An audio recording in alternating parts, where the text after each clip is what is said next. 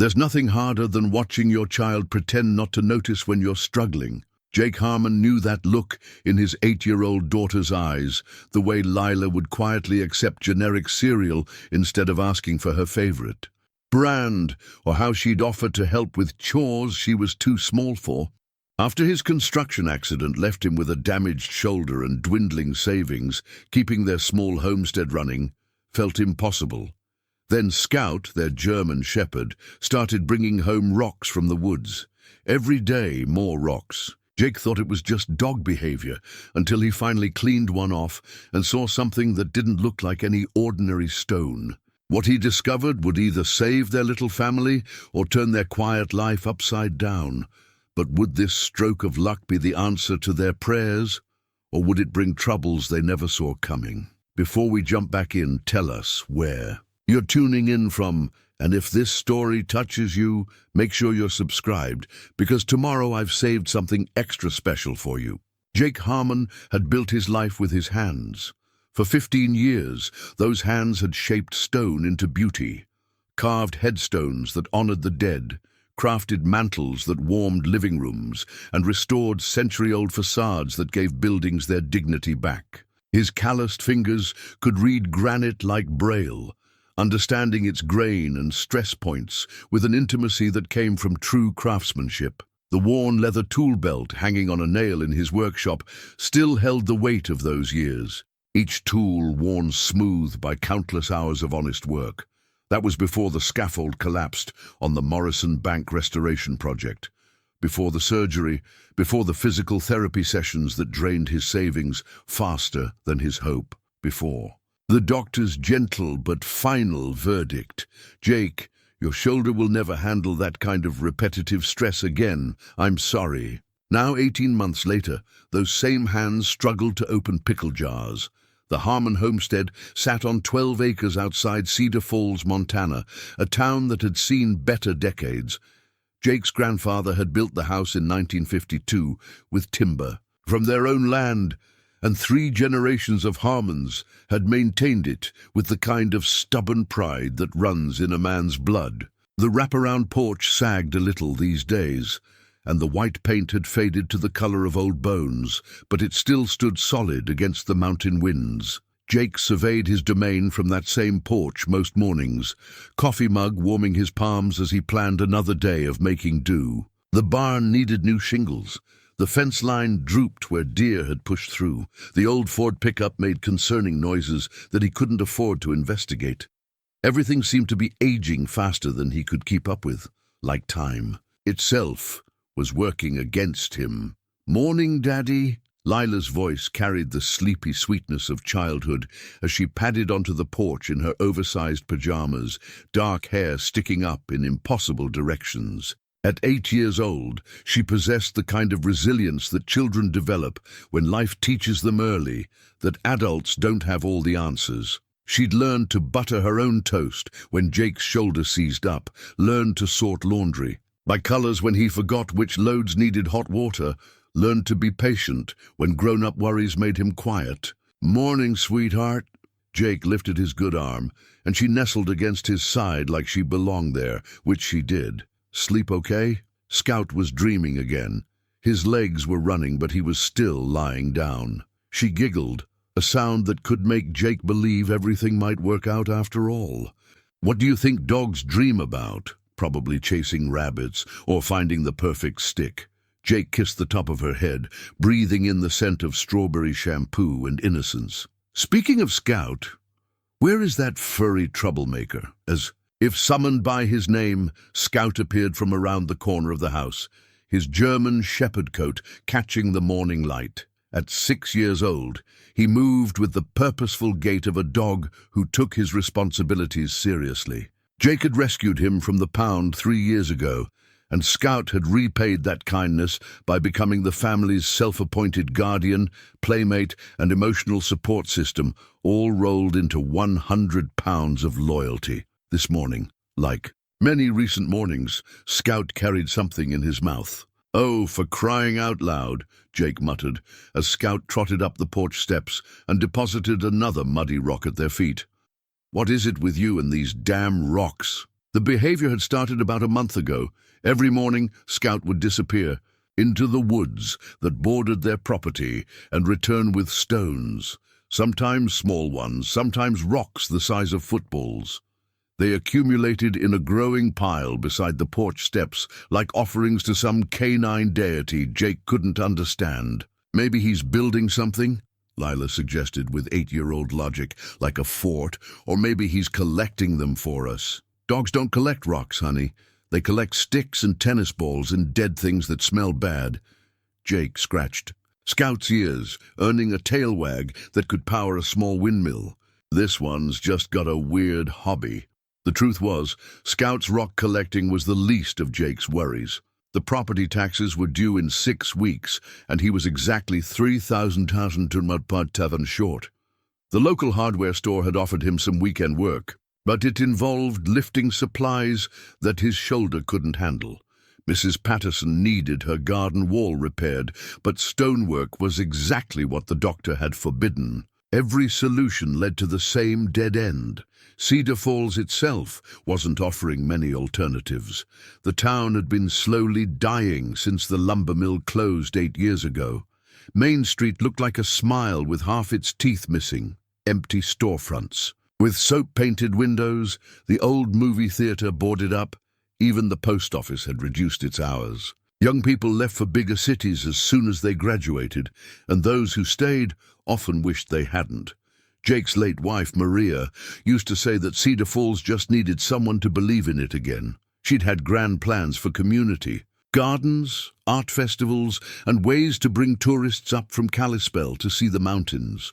Her journal, which Jake couldn't bring himself to read most days, was filled with sketches and dreams for breathing life back into their little town. Maria had been the dreamer. Jake had been the pragmatist. Together they'd balanced each other like a well-built foundation. Without her, Jake felt like he was trying to hold up a roof with one good arm. "Daddy, your coffee's getting cold," Lila observed, her small hand touching his wrist with the gentle concern that children show when they sense adult sadness. "You're right, kiddo. Come on, let's get some breakfast in you before school." The kitchen still smelled like Maria's cooking, even 2 years after the cancer took her. Jake had kept her spice rack exactly as she'd arranged it, though he rarely used anything more adventurous than salt and pepper these days. Lila had learned to make scrambled eggs, her specialty, while Jake handled the toast and orange juice. "Mrs. Henderson says there's going to be a career day at school next month," Lila mentioned between bites of eggs. "She wants parents to come, talk about their jobs." Jake's stomach tightened. "That sounds interesting, sweetheart. I was thinking you could talk about building things. You know, about how you used to make those beautiful stones into walls and stuff." Her eyes lit up with the pride children have for their parents, regardless of current circumstances. "You could bring some of your tools." "We'll see, honey.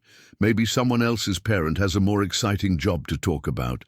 But Daddy, you built the fountain in the town square, and the steps at the library, and that pretty wall around the cemetery." Lila's voice carried the certainty of absolute faith. "You make ugly rocks into beautiful things. That's like magic." Jake's throat tightened. Through a child's eyes, his former work did seem magical. Through an adult's eyes, it seemed like something that belonged to someone else's life. After Lila got the school bus, a yellow lifeline that connected their rural road to the wider world, Jake found himself staring at Scout's growing pile of rocks. The dog sat beside his collection like a curator in a very strange museum, tongue lolling out in what Jake swore looked like satisfaction. "What's your game here, boy?" Jake asked, crouching down, despite the protest from his shoulder. "You trying to build us a new house? Planning to go into the landscaping business?" Scout's tail wagged, but his attention remained fixed on the woods beyond the fence line, as if he was listening to something Jake couldn't hear. The nearest stones looked like nothing special. Ordinary creek rocks, maybe some granite chips from the old mining days, a few pieces of what might have been quartz. Nothing worth the daily expeditions Scout seemed compelled to make. Jake had grown up in these woods, knew every deer path and fishing hole. If there was anything valuable back there, 3 generations of Harmons would have found it by now. Still, the pile bothered him in a way he couldn't name. It felt purposeful, like Scout was trying to tell them something important and getting frustrated that his humans were too dense to understand. The morning sun climbed higher, warming the air and bringing out the scent of pine and wildflowers. From the forest. This land had been in Jake's family for 70 years, and every season brought its own beauty. Spring meant wildflower meadows that took your breath away. Summer brought fishing streams that ran cold and clear. Fall painted the mountainside in colors that no artist could capture. Winter wrapped everything in silence, and snow so pure it hurt to look at. If he lost the property to unpaid taxes, some developer would probably subdivide it into vacation lots for rich folks from California. The thought made his chest tight with a grief that felt almost like losing Maria all over again. Jake's phone buzzed with a text from Tom Brennan, his oldest friend, and one of the few people in town who still had steady work. "Beer tonight? Jenny's working late and I need to complain about something." "Sure.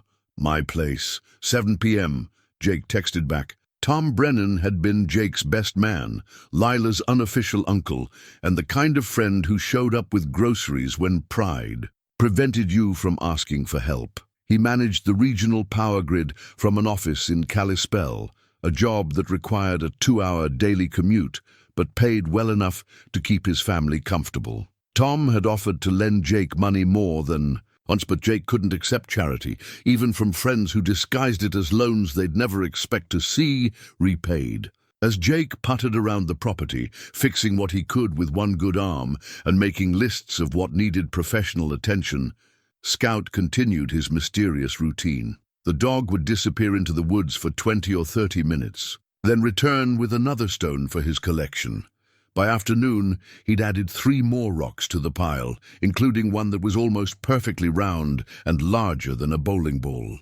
"You're going to put your back out carrying rocks that size," Jake warned, but Scout just panted happily and trotted off for another expedition. When Lila returned from school, she approached Scout's collection with the scientific curiosity of a young naturalist. "They're all different," she announced after careful examination. "This one's grey with white spots. This one looks like it has crystals in it. And this big round one feels really heavy." She looked up at Jake with eyes that had inherited Maria's intelligence, along with her dark coloring. "Don't you think that's weird, Daddy? Why would Scout pick different kinds of rocks?"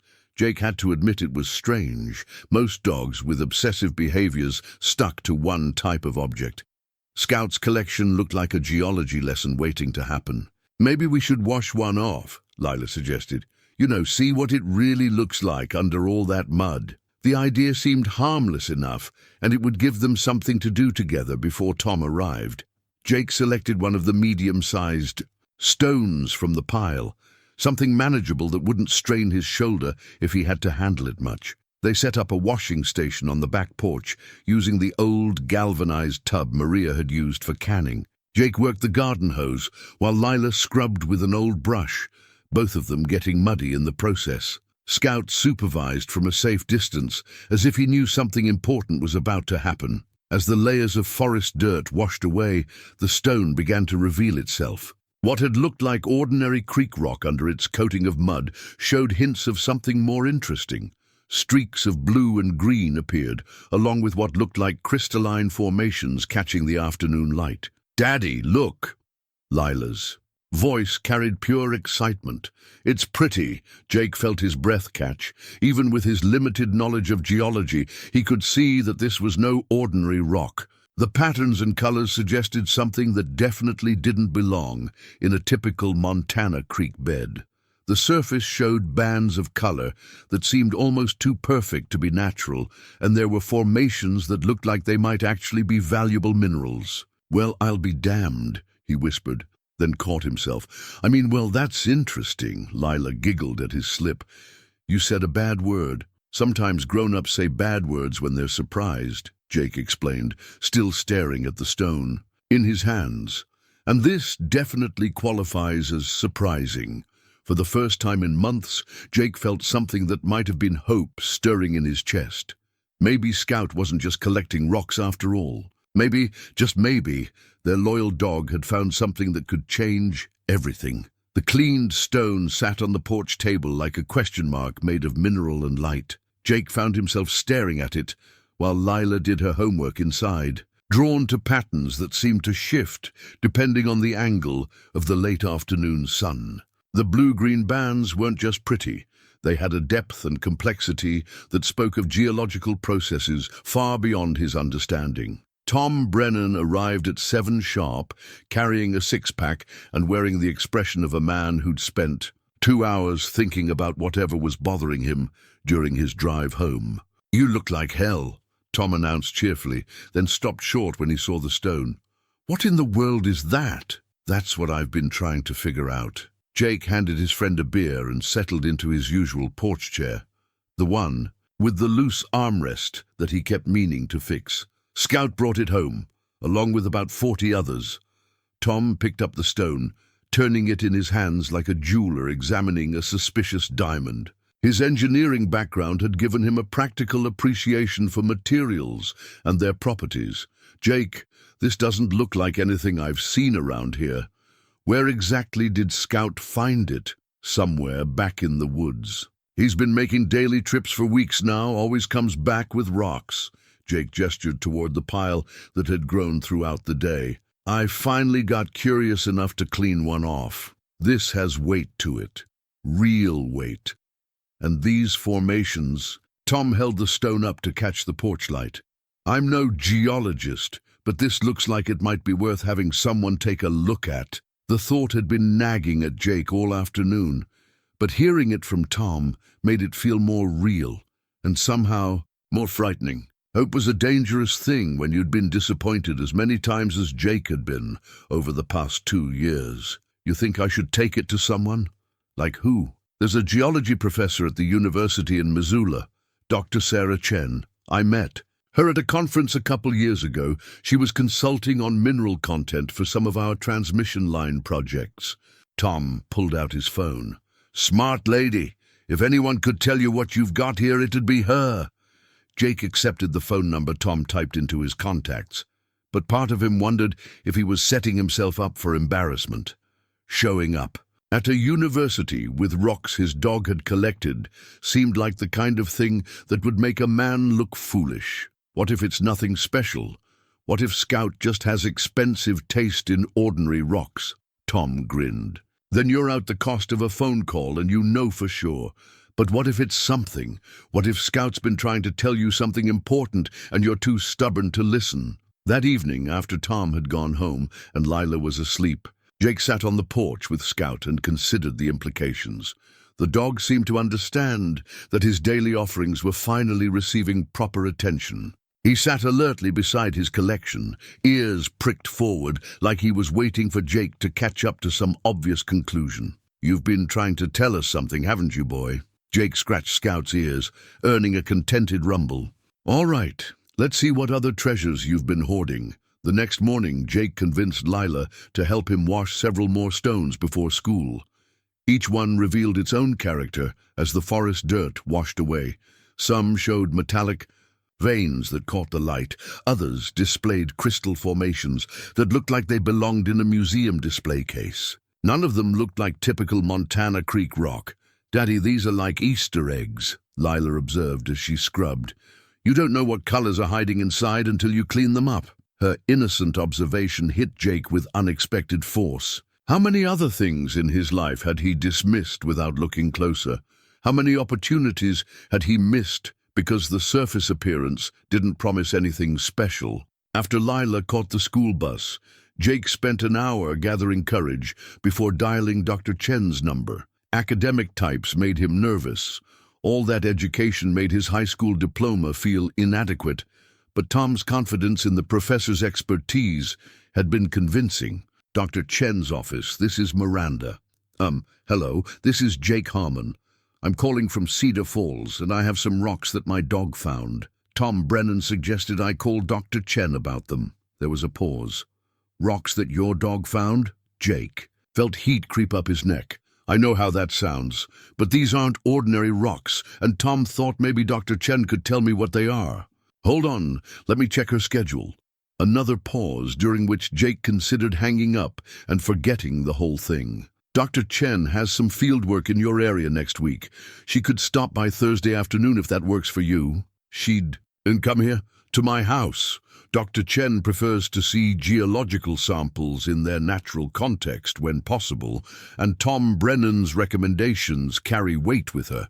Should I put you down for Thursday at 2 p.m.? Jake gave his address and directions, then spent the rest of the week alternating between excitement and dread. He cleaned his house, organized Scout's rock collection into something resembling a display, and tried to prepare himself for the possibility that a geology professor would politely tell him his dog had expensive taste in worthless stones. Thursday morning brought Scout's most impressive find yet, a stone the size of a cantaloupe with bands of color that seemed to glow from within. Jake could barely lift it with his good arm, and he wondered how Scout had managed to drag it out of the woods.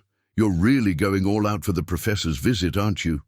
Jake asked the dog, who sat proudly beside his latest offering. "Doctor."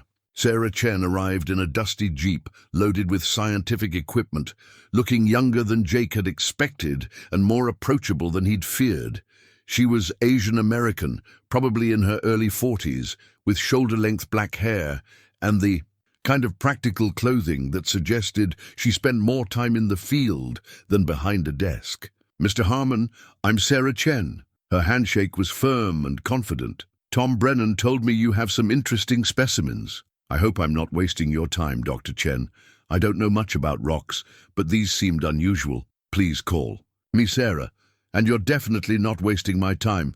Tom's geological instincts are better than most professionals I know." She looked at Scout, who was sitting at attention, like he was presenting his collection for inspection. "So this is the prospector? That's Scout. He's been bringing these home for about a month now. I finally got curious enough to clean a few off and see what was underneath all the mud." Sarah approached the collection with the focused attention of someone who knew what to look for. She picked up several stones, examining them in the afternoon light, and Jake watched her expression change from professional interest to genuine surprise. "Mr. Harmon, Jake, where exactly did Scout find these?" "Somewhere back in those woods. He disappears for 20 or 30 minutes and comes back with another rock. Always from the same general direction." Sarah opened her field kit and pulled out a hand lens, studying several specimens more closely. These appear to be naturally formed concretions with some very unusual mineral content. The banding patterns and crystal formations suggest they've been formed under specific geological conditions that are quite rare. Jake's mouth went dry. "What does that mean exactly?" "It means Scout may have found something significant. These formations, particularly this larger specimen, show characteristics I associate with high-value mineral deposits. I'd need to do some field testing to be certain, but this could be very important." She looked up at Jake with the kind of intensity that made it clear she wasn't just being polite. "Would you be willing to let Scout show me where he's been finding these?" 20 minutes later, Jake found himself following a geology professor and his dog into the woods behind his house, carrying Sarah's field equipment and trying to manage his expectations. Scout led them confidently along what appeared to be a game trail, moving with the purposeful stride of someone who knew exactly where he was going. "He's following water," Sarah observed, noting the way the path paralleled a seasonal creek. Geological formations like these are often associated with specific water table conditions. They walked for 15 minutes before Scout stopped at what looked like an unremarkable hillside covered in pine needles and fallen leaves. The dog sat down and looked back at them with an expression that clearly said, "Here, this is what I've been trying to show you." Sarah began clearing away the forest debris, revealing patches of exposed rock that even Jake could see looked different from the surrounding geology. She pulled out instruments that beeped and clicked, taking measurements and photographs with scientific precision. "Jake, I need you to understand that I'm going to have to run extensive tests to be certain, but what I'm seeing here suggests Scout has found the source of a significant mineral deposit." She looked at him with the kind of seriousness that made the forest seem suddenly quiet. We're talking about formations that could have substantial commercial value. The words hit Jake like a physical blow. After 2 years of struggle, of watching every dollar and measuring every possibility, the idea that Scout might have literally unearthed their salvation seemed too incredible to accept. "How substantial?" he managed to ask. Sarah stood up, brushing pine needles from her knees. "I can't give you numbers without proper analysis, but based on what I'm seeing, we could be talking about millions of dollars worth of mineral rights. Possibly much more." Jake sat down hard on a fallen log, his legs suddenly unreliable. Scout trotted over and placed his head on Jake's knee, tail wagging slowly as if he understood that he'd finally gotten his message across. The woods around them seemed to hold their breath, waiting to see what would happen next. The drive back to the house passed in a blur of possibility and disbelief. Sarah's field kit rattled in the back of her Jeep, filled with samples that might represent the difference between Jake losing his family's land and securing Lila's future beyond his wildest dreams. "I want to be very clear about what happens." "Next," Sarah said as they parked beside the house, "I'll need to run these samples through a full spectral analysis, which will take about a week. I'll also need to research the geological history of this area and check mineral rights databases. Nothing is certain until we have hard data." Jake nodded, though his mind was spinning too fast to fully process the scientific caution. "What should I do in the meantime? Don't tell anyone about this yet. If word gets out before we understand what we're dealing with, you could have problems you're not prepared for." Sarah's expression grew serious. "Mining companies have been known to pressure landowners into unfavorable deals when they smell opportunity. You want to know exactly what you have before anyone else starts sniffing around."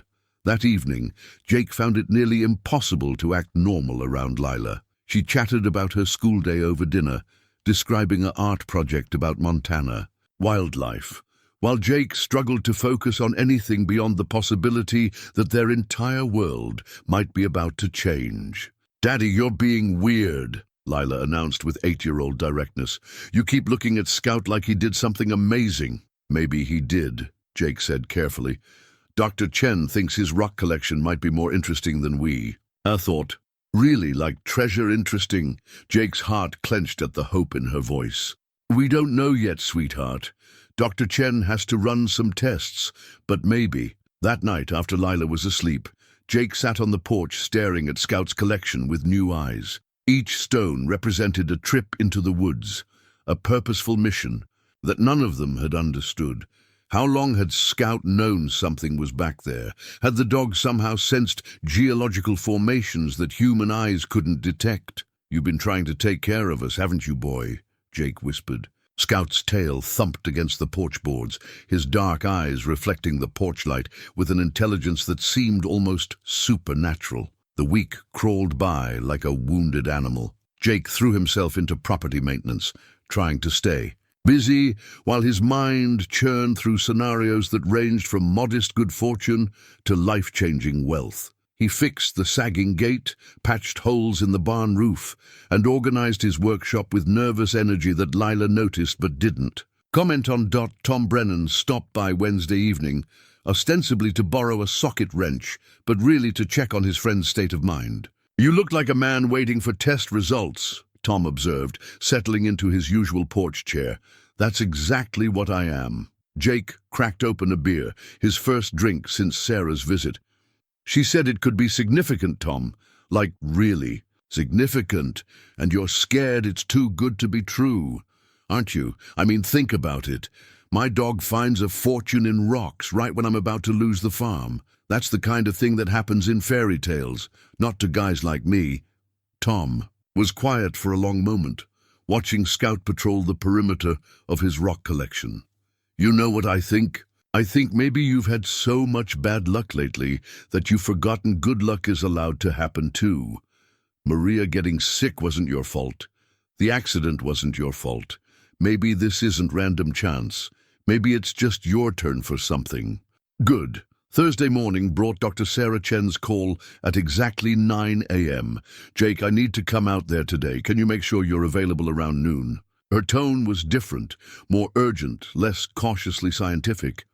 "Did you find something?" "I found several somethings. We need to talk in person." Jake spent the morning pacing the house, checking the clock every few minutes, and trying not to let Lila see how anxious he was. When Sarah's Jeep pulled into the driveway, he was waiting on the porch, like Scout waiting for his dinner. "Jake, what I'm about to tell you is going to sound impossible," Sarah began without preamble, "but I've run the tests 3 times, consulted with colleagues, and checked historical geological surveys. Your property sits on top of what appears to be a significant deposit of rare earth mineral concretions." Jake's knees went weak. "What does that mean in dollars?" "The formations Scout found contain elements used in advanced technology manufacturing, components for smartphones, electric car batteries, renewable energy systems. The market demand for these materials has exploded over the past 5 years." Sarah pulled out a folder thick with charts and analysis reports. "Based on my preliminary assessment, we're looking at a deposit potentially worth between $50 and $200 million. The numbers hit Jake like a physical blow. He sat down hard on the porch steps, his good hand gripping the railing. "For stability. That can't be right. I've verified it through multiple sources. Your dog has literally led you to one of the most significant mineral discoveries in Montana in the past decade." Sarah sat down beside him, her voice gentle but certain. "Jake, this changes everything." Scout appeared from around the corner of the house, carrying yet another stone in his mouth. He deposited it carefully with the rest of his collection and looked at Jake with an expression that seemed to say, "I told you so." "There's more," Sarah continued. "I've been researching the geological history of this area, and there are records of mineral surveys from the 1970s that identified anomalous formations in this region. Someone knew there was something here, but the technology to extract it profitably didn't exist then." Jake's mind reeled. "So this has been here all along?" "For millions of years, probably, but Scout somehow found the surface expressions that led us to the main deposit. Dogs have senses we don't fully understand. Maybe he could smell mineral traces or detect electromagnetic signatures from the formations. However he did it, he led us straight to it." The implications began cascading through Jake's consciousness. Financial security for Lila, the ability to save the family property, resources to honor Maria's dreams for the community, the end of sleepless nights worrying about property taxes and medical bills, but also scrutiny from mining companies, pressure from people who would want a piece of the discovery, changes to their quiet life that might not all be welcome. "What do I do now?" Jake asked, feeling suddenly overwhelmed by possibilities he'd never imagined having to consider. "First, you need legal representation. This kind of discovery attracts attention from major corporations, and you want to be prepared. Second, you need to understand your mineral rights. Make sure you actually own what Scout found. Third, you need to decide what kind of development you want to allow on your land." Sarah handed him a business card. "This lawyer specializes in mineral rights and mining law. She's honest, she's tough, and she doesn't let corporations push small landowners around. Call her today."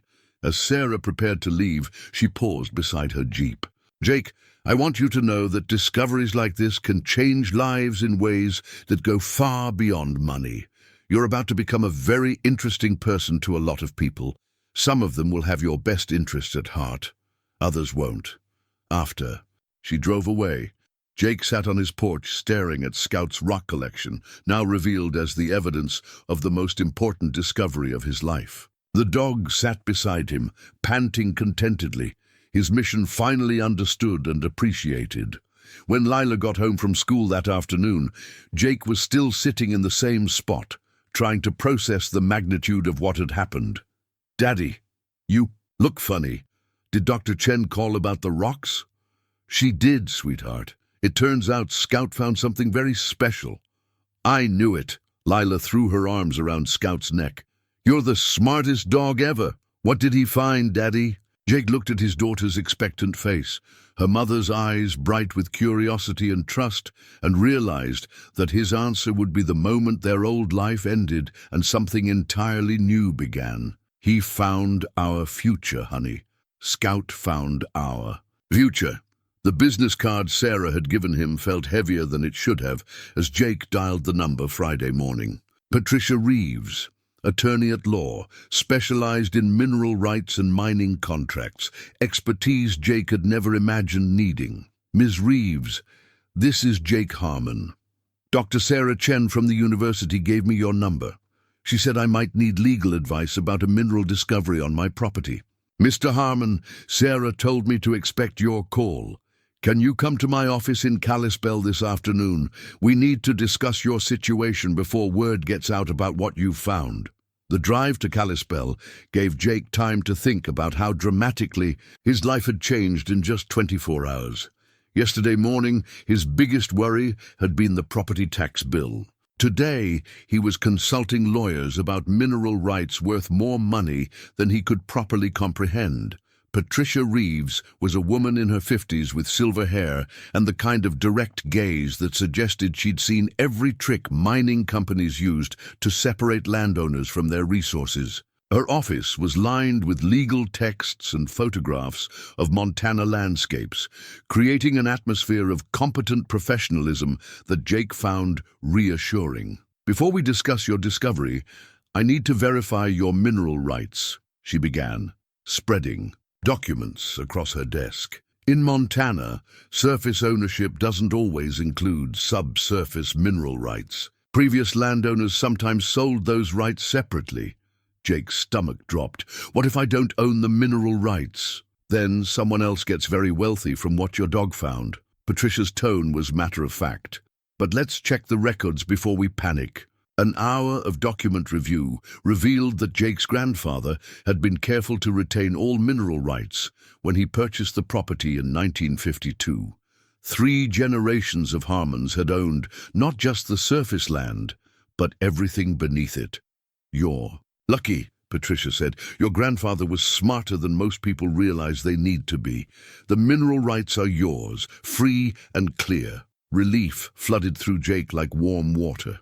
So, what happens now? Now you prepare for a siege. Word will get out about your discovery. These things always leak. Mining companies will start calling, making offers, applying pressure. Some will be legitimate businesses proposing fair partnerships. Others will try to take advantage of your inexperience. She pulled out a manila folder thick with contracts and correspondence. I've seen companies offer landowners 10% of market value for mineral rights, claiming it's generous because of extraction costs and market risks. I've also seen them use intimidation tactics against people who don't have proper legal representation. Jake thought about his conversation with Sarah, her warning about pressure from corporations. What kind of intimidation? Lawsuits claiming defects in your property title, offers to buy your surface land for fair market value that don't mention the minerals underneath. Pressure from local officials who've been influenced by promises of tax revenue from mining operations. Patricia's expression was grim. These companies have resources and experience you don't have. That's why you need someone like me. The first call came that evening while Jake was helping Lila with her math homework. The caller identified himself as Robert Steele from Titan Mining Corporation, speaking in the smooth tones of someone accustomed to getting what he wanted. Mr. Harmon, I understand congratulations are in order. Word is, you've made quite a discovery on your property. Jake felt his jaw tighten. Sarah had warned him about leaks, but he hadn't expected them to happen so quickly. I don't know what you're talking about. Now there's no need to be coy. We're prepared to make you a very generous offer for your mineral rights, something that could set you and your daughter up for life without the headaches of development and extraction. I'm not interested in selling anything, Jake said firmly. Don't make any hasty decisions, Mr. Harmon. We're talking about a 7-figure payment, immediate cash, no risk to you. Sometimes the smart play is to take the certain money instead of gambling on variables you can't control. After Jake hung up, his hands were shaking slightly. The caller's friendly persistence had carried an undertone that felt more like threat than opportunity. The calls multiplied over the weekend. Representatives from mining companies Jake had never heard of, each claiming to offer the best possible deal, each suggesting that delaying could result in complications he'd rather avoid. By Sunday evening, Jake had stopped answering his phone. "Daddy, why do so many people keep calling?" Lila asked as the phone rang for the 8th time during dinner. "Because Scout found something that a lot of people want," Jake explained. "But just because they want it doesn't mean we have to give it to them." Monday brought a visit from Titan Mining's local representative, the same Robert Steele who had called Friday evening. He arrived in a black SUV that looked out of place, on the rural road, accompanied by a woman in a business suit who carried a briefcase and wore the expression of someone accustomed to closing deals. "Mr. Harmon, I'm Robert Steele. I believe we spoke on the phone. This is Janet Morrison, our contract specialist.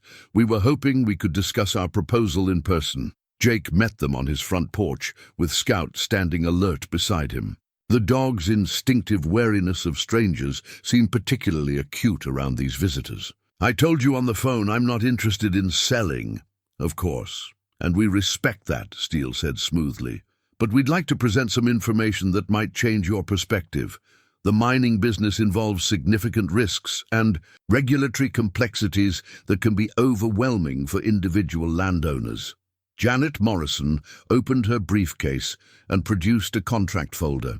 "We're prepared to offer you $12 million for complete mineral rights to your property, with payment in full within 30 days of signing. No risk, no ongoing obligations, no regulatory headaches."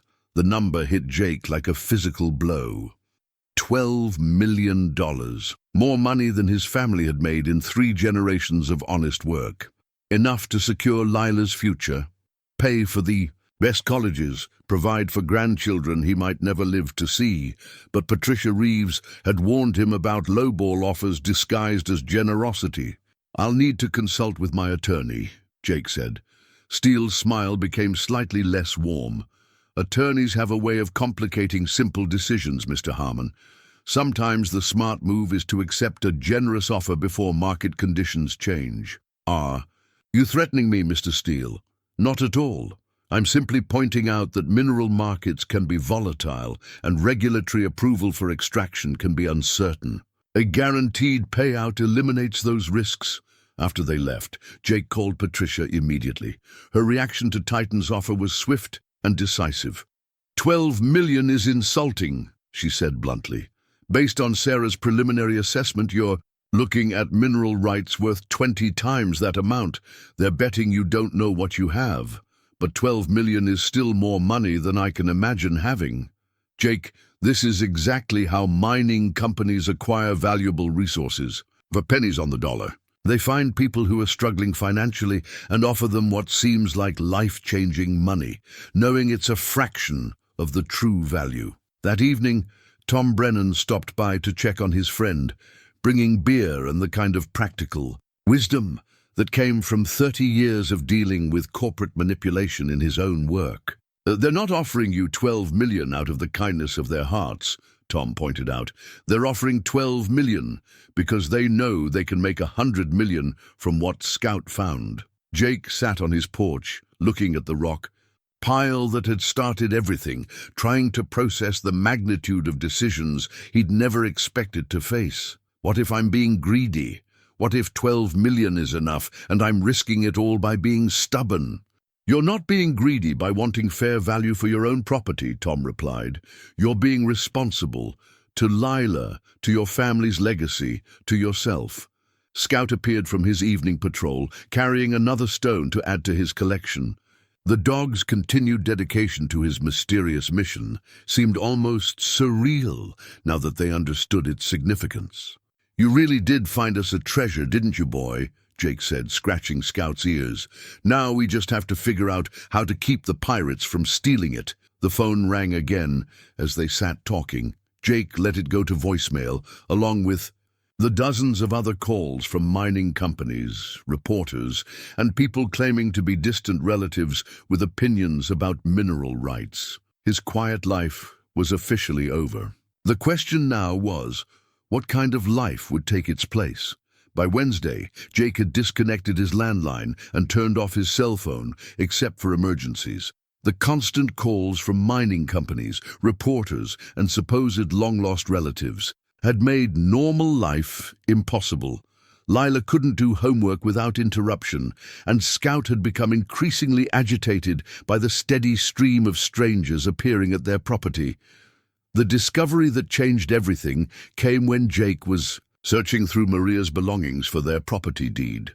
Patricia Reeves had requested all original documentation, and Jake knew Maria had kept important papers in her cedar chest upstairs.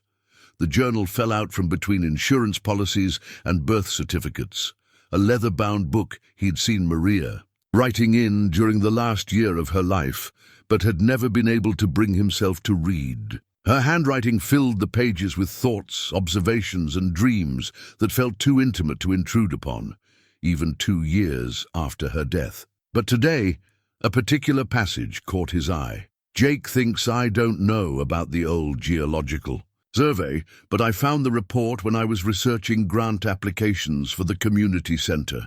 The minerals are there, just like Grandpa suspected. Someday, when the technology catches up, this land could provide for Cedar Falls in ways we've never imagined. I hope whoever inherits this responsibility uses it to bring our town back to life, not just for profit. Jake's hands trembled as he read further. Maria had known. Somehow she had discovered the mineral potential of their property and kept it secret, waiting for the right time or the right circumstances to act on the knowledge. He found more references scattered throughout. Her journal entries, mentions of sustainable extraction methods she'd researched, notes about environmental protection measures, and detailed plans for using mineral revenue to fund community development projects. The most stunning discovery came near the end of the journal, in an entry dated just 3 months before her cancer diagnosis. I've been training Scout to recognize the scent markers of mineral formations. It sounds crazy, but dogs have been used for geological prospecting before. If something happens to me, maybe he can show Jake what I never had the chance to tell him.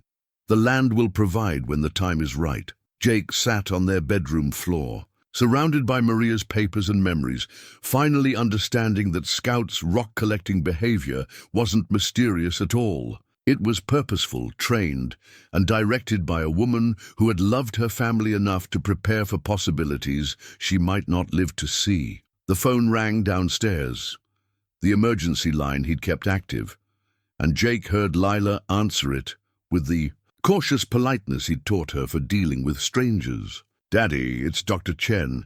She says it's important." Sarah's voice carried urgent concern when Jake took the call. "Jake, we have a problem. Titan Mining has filed preliminary claims on mineral rights for the entire Cedar Creek watershed. They're trying to establish legal precedent for extraction rights, even if they can't buy your property. Can they do that?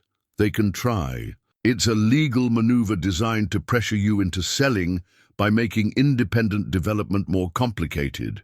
They're betting you don't have the resources to fight a prolonged legal battle." Jake felt the familiar weight of impossibility settling on his shoulders, the same feeling he'd carried for 2 years, watching problems multiply faster than solutions.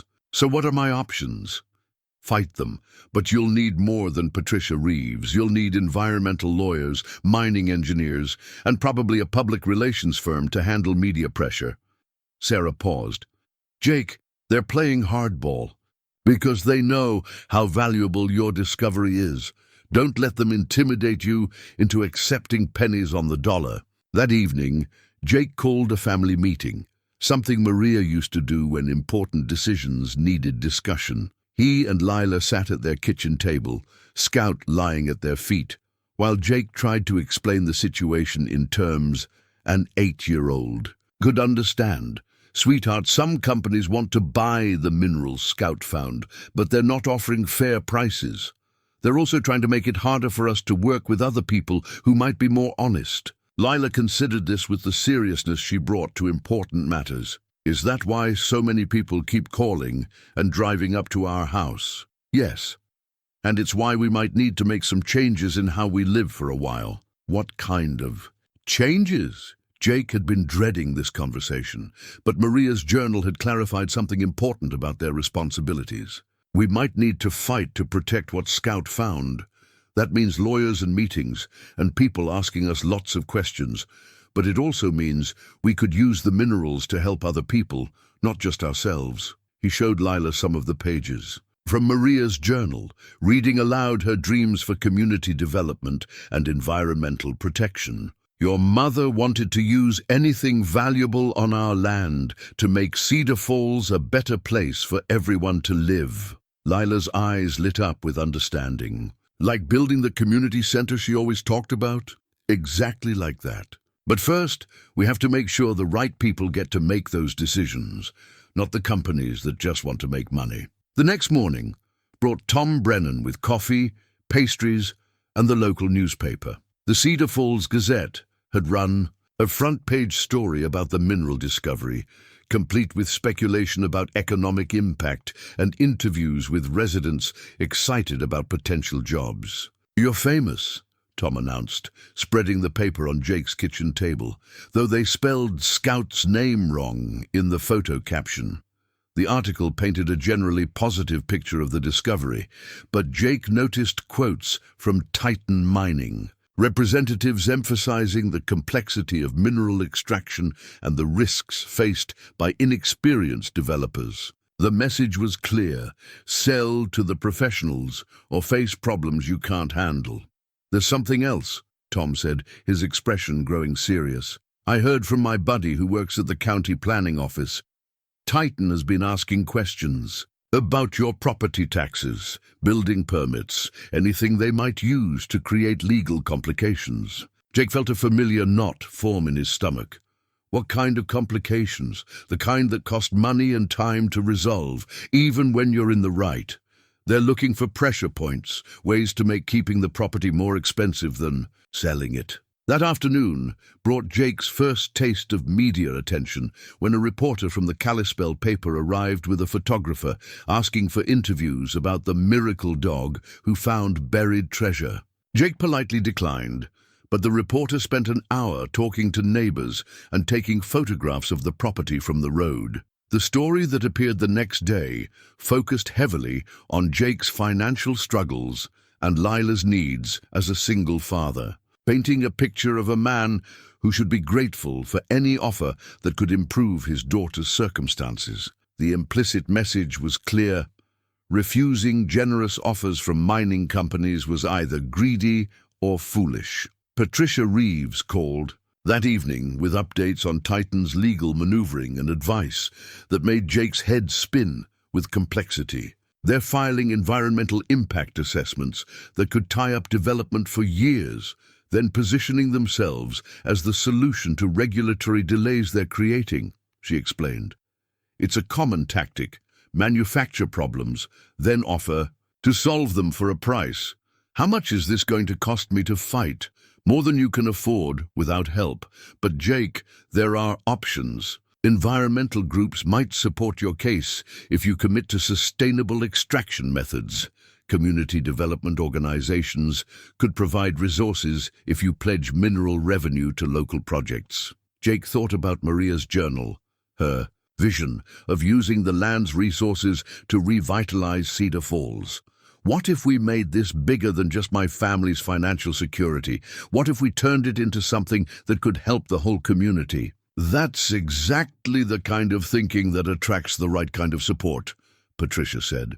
But it also makes you a bigger target for companies that prefer to deal with isolated landowners who can be pressured into quick sales. That night, Jake sat on his porch with Maria's journal, reading her dreams by the light of a full moon.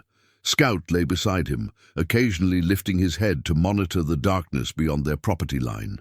The dog's protective instincts had intensified since the discovery, as if he understood that his find had made their family valuable and therefore vulnerable. She knew this day would come, didn't she, boy? Jake whispered, scratching Scout's ears. She prepared both of us for something she might not be here to see. The journal entry that struck him most deeply was one of Maria's last. The land has been waiting for the right moment, the right technology, the right person to unlock its potential responsibly. I think that person might be Jake, even though he doesn't see it yet. He has the integrity to do this right, and Scout will help him find the way when the time comes. Cedar Falls needs someone who understands that true wealth isn't just about money. It's about building something lasting. For the people you love. Jake closed the journal and looked out at the woods where Scout had made his life-changing discoveries. Tomorrow would bring more pressure, more offers, more complications. But tonight, he felt something he hadn't experienced since Maria's death. A sense of purpose that extended beyond mere survival. His late wife had left him more than memories and dreams.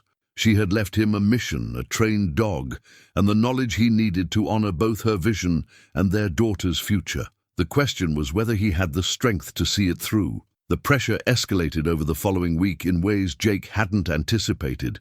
Titan Mining's tactics shifted from generous offers to subtle intimidation. Surveyors appeared on adjacent properties, claiming to conduct routine geological assessments, and county officials began asking questions about Jake's compliance with various land use regulations. The breaking point came when Lila's school called to report that strangers had been asking teachers and students questions about the Harmon family's sudden wealth, and whether Jake was making responsible decisions about his daughter's future. Mr. Harmon, we've had 3 different people claiming to be journalists asking about Lila's well-being and your financial situation, the principal explained when Jake arrived at the school. We didn't provide any information, but we thought, you should know. Jake felt something cold and protective settle in his chest. Putting pressure on him was one thing, but involving Lila crossed a line that transformed his caution into determination. That afternoon, he made 2 phone calls that would change everything. The first was to Dr. Sarah Chen. Sarah, I need to understand something. Could the minerals Scout found actually be developed in a way that benefits the community instead of just making mining companies rich? Absolutely. There are models for community-controlled mineral extraction that provide local jobs, environmental protection, and revenue sharing. It requires more planning and oversight than corporate extraction, but the long-term benefits are significantly better for everyone involved. The second call was to Tom Brennan. Tom, remember all those dreams Maria had about revitalizing Cedar Falls? What if we could actually make them happen? What are you thinking, Jake? I'm thinking it's time to stop reacting to what other people want and start pursuing what Maria envisioned. But I'm going to need help. Tom's response was immediate. Whatever you need. That evening, Jake did something he hadn't done since Maria's funeral. He reached out to his community. He called neighbors, local business owners, and longtime residents, inviting them to a meeting at his house Saturday morning to discuss possibilities that could benefit everyone. The response surprised him. 12 people showed up, including Mayor Barbara Chen, no relation to Dr. Sarah Chen, retired teacher Margaret Foster, and several other community leaders Jake had known all his life, but rarely spoke to since becoming absorbed in his own struggles. Folks, I want to be straight with you, Jake began, standing on his porch while his neighbors sat in chairs borrowed from the church. Scout found something valuable on our property, and mining companies are pressing hard to buy it cheap. But my late wife left plans for using any resources this land might provide to help rebuild Cedar Falls, not just make my family wealthy. He pulled out Maria's journal and shared her vision.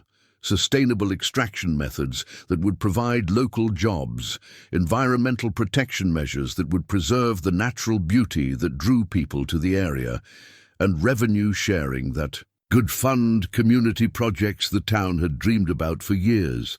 Margaret Foster spoke first. Maria always was thinking 10 steps ahead of the rest of us. What kind of help do you need to make this happen, instead of just selling out to the corporations? Legal support, mostly, and community backing to show that this isn't just one man's fantasy, that there are people who want to see Cedar Falls thrive again. Mayor Chen leaned forward. Jake, if you're serious about community development, the town council would support a proposal that keeps extraction profits local. We've been hemorrhaging young people for years because there are no opportunities here. By the end of the meeting, Jake had commitments from 12 community leaders to support his vision publicly and help recruit additional backers. More importantly, he had Margaret Foster's offer to research grant opportunities for sustainable development projects, and Mayor Chen's promise to navigate municipal regulations. There's something else, Tom added, as the group prepared to leave. My company has been looking for partners in renewable energy projects. If you develop this right, the mineral extraction could fund solar and wind installations that would make Cedar Falls energy independent. That Sunday, Jake found himself in an unexpected place, the Cedar Falls Community Church, attending service for the first time since Maria's funeral. He'd come partly for the community connection his project would need, but mostly because he felt Maria's presence so strongly in her journal that he wanted to be somewhere she had loved. Reverend Williams welcomed him warmly after the service. Jake, I've been hearing about your discovery and your plans. Maria would be proud of the way you're thinking about using this blessing. I hope so, Reverend. I'm trying to honor what she wanted, but it's complicated. The best things usually are, but you know, this congregation includes teachers, engineers, retired business owners, and people with all kinds of skills. If you need help making Maria's vision reality, you've got more support than you realize. Monday morning brought a surprise visitor. Dr. Sarah Chen arrived with a folder of documents and an expression of professional excitement that Jake had learned to recognize as significant. Jake, I've been researching community-controlled mineral extraction models, and I found something perfect for your situation. She spread blueprints and financial projections across his kitchen table. There's a cooperative in Colorado that developed a sustainable extraction method for rare earth minerals. They're willing to consult on a similar project here. The Colorado model involved local ownership of extraction equipment, environmental monitoring by independent scientists, and profit sharing that kept 70% of revenue in the community. Corporate partners provided technical expertise and market access in exchange for management fees, but local control remained absolute. How much would something like this cost to set up? Jake asked. About $12 million in initial investment, Sarah replied. Exactly what Titan Mining offered you for complete mineral rights. Jake stared at the numbers, understanding dawning like sunrise.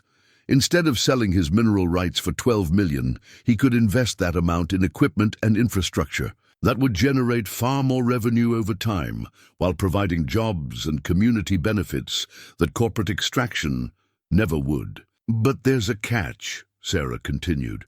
You'd need community investment and support to make it work. This isn't something you can do alone. That evening, Jake called Patricia Reeves with a proposal that made his lawyer pause for a long moment. You want to reject Titan's offer and instead organize community-controlled mineral extraction. Patricia's tone suggested she was recalibrating her assessment of her client. Jake, that's ambitious to the point of being audacious. Is it legal? Completely legal. And if you can pull it off, it would be brilliant. But you're talking about organizing dozens of people, raising significant capital, and taking on regulatory challenges that would intimidate experienced developers. My wife believed it was possible. My community is willing to support it. And, frankly, I'd rather fail trying to do something meaningful than succeed by selling out to people who only care about profit. Patricia was quiet for a moment. All right, Jake. If you're serious about this, I'll help you structure it properly. But understand, once word gets out that you're rejecting corporate buyout offers in favor of community development, the pressure is going to intensify significantly. That night, as Jake sat on his porch reading more of Maria's journal by lamplight, Scout brought him one more stone, a piece of mineral formation so beautiful it seemed to glow with inner light. One more. Vote of confidence, boy? Jake asked, turning the stone over in his hands. Maria knew this day would come, didn't she? She knew you'd lead me to exactly what the community needed, exactly when we needed it. Scout's tail wagged slowly, his dark eyes reflecting the porch light with an intelligence that no longer seemed mysterious. Jake's wife had trained there, a dog to find minerals, but she had also trained Jake, through her journal, her dreams, and her unshakable belief in community, to find the courage to honor both her vision and their family's legacy. Tomorrow he would call Titan Mining and officially reject their offer. Then the real work would begin. The call to Titan Mining was scheduled for Tuesday morning, but Monday evening brought an unexpected visitor that changed everything Jake thought he understood about his situation. Margaret Foster arrived at his door carrying a manila envelope and wearing the expression of someone who had uncovered something significant. Jake, I've been researching your property's history for the community development proposal, and I found something you need to see immediately. She spread documents across his kitchen table, copies of geological survey reports, land transfer records, and correspondence dating back 30 years. There was a comprehensive mineral survey conducted on your property in 1994, commissioned by the State Geological Survey. Someone knew exactly what was under your land. Jake studied the official reports, recognizing formations and mineral descriptions that matched what Sarah Chen had found. Who ordered this survey? That's where it gets interesting. Margaret pulled out a letter with familiar letterhead. Your father-in-law, Robert Martinez, requested the survey as part of a potential mining lease agreement. He knew about the mineral deposits when he transferred the property to you and Maria. The revelation hit Jake like cold water. Maria's father had been a quiet man, a retired Forest Service worker who had always claimed the family land was valuable only for its natural beauty and privacy. He had never mentioned geological surveys or mineral potential when he signed the property over to Jake and Maria as a wedding gift. There's more, Margaret continued, producing additional correspondence. Robert Martinez was approached by several mining companies in the 1990s, including an early version of what's now Titan Mining. He turned down all offers and specifically structured the property transfer to ensure mineral rights couldn't be sold without unanimous consent from both you and Maria. Jake felt his understanding of the past 2 decades shifting like unstable ground. So he protected the minerals intentionally. He did more than that. Margaret pulled out the most stunning document, a handwritten letter addressed to Maria, dated just before her cancer diagnosis. I found this in the county clerk's files, attached to your property deed. It was meant to be delivered to you after both Robert and Maria had passed away. Jake's hands shook as he read his father-in-law's words. Maria, if you're reading this, it means the time has come for you and Jake to understand the responsibility we've placed on your shoulders. The land holds enough mineral wealth to transform not just your family's circumstances, but the entire Cedar Falls community. I've spent 20 years protecting this resource from companies that would exploit it purely for profit. The geological survey confirmed what my grandfather suspected. The mineral formations extend throughout the entire watershed, potentially affecting thousands of acres beyond your property. Corporate extraction would destroy the environmental balance that makes this land special, but sustainable community-controlled development could provide prosperity while preserving what we love about this place. I've been training Scout to recognize the mineral signatures, hoping that someday he could guide you to the surface formations that would prove what lies beneath. Use this discovery wisely. Use it to honor the land and the community that has been our family for generations. Jake set the letter down, his mind reeling. Scout's behavior hadn't been mysterious or accidental. It had been the culmination of a carefully planned strategy involving 3 generations of his family. His father-in-law had protected valuable resources for decades. Maria had researched sustainable development methods, and together they had prepared for a future they might not live to see. "There's one more thing," Margaret said gently. "The survey indicates that the mineral formations extend well beyond your property boundaries. Robert Martinez owned additional land that he transferred to the Nature Conservancy before his death, specifically to prevent mining companies from accessing the deposits through adjacent properties." Jake stared at the survey maps, seeing highlighted areas that covered thousands of acres surrounding his homestead. "So the entire mineral deposit is protected and controlled by your family's decisions over 3 decades. Robert Martinez essentially created a situation where sustainable extraction could happen only with community cooperation, exactly what Maria envisioned in her journal. The implications were staggering.